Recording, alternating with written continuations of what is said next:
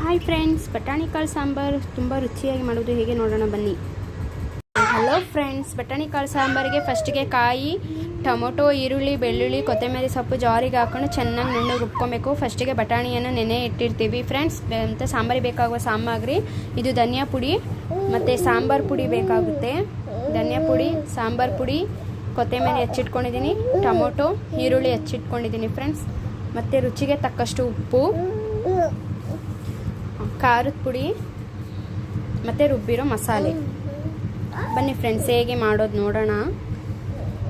ಮತ್ತು ಎಣ್ಣೆ ಬೇಕಾಗುತ್ತೆ ಫ್ರೆಂಡ್ಸ್.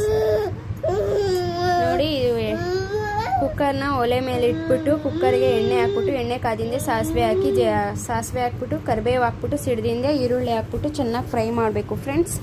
ಫ್ರೈ ಆಗಿಂದೆ ಟೊಮೊಟೊ ಹಾಕ್ಕೊಬೇಕು. ನೋಡಿ, ಟೊಮೊಟೊ ಹಾಕ್ಕೊಬೇಕು.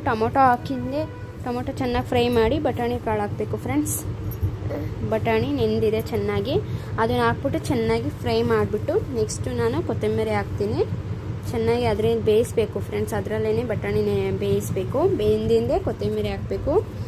ಕೊತ್ತಂಬರಿ ನೆಕ್ಸ್ಟ್ ಆಗಿಂದೆ ಉಪ್ಪು ಹಾಕ್ತೀನಿ, ರುಚಿಗೆ ತಕ್ಕಷ್ಟು ಉಪ್ಪು. ಆಮೇಲೆ ರುಬ್ಬಿರೋದಕ್ಕೆ ಮಸಾಲೆ ಎಲ್ಲ ಹಾಕ್ಕೊಂಡಿದ್ದೀನಿ ಒಟ್ಟಿಗೆ.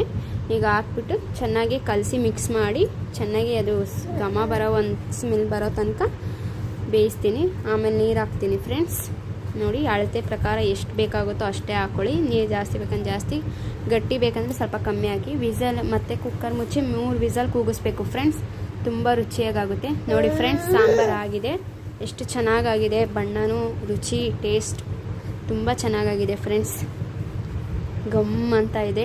ನೋಡಿ, ಚೆನ್ನಾಗಿ ಒಂದು 5 ನಿಮಿಷ 10 ನಿಮಿಷ ಕುದಿಸ್ಬಿಟ್ಟು ಮತ್ತೆ ಒಲೆ ಆಫ್ ಮಾಡಿ. ನೋಡಿ, ಚೆನ್ನಾಗಾಗಿದೆ ಫ್ರೆಂಡ್ಸ್. ನೀವು ಹೀಗೆ ಮಾಡಿ ಆ್ಯಂಡ್ ಸಪೋರ್ಟ್ ಮಾಡಿ, ಲೈಕ್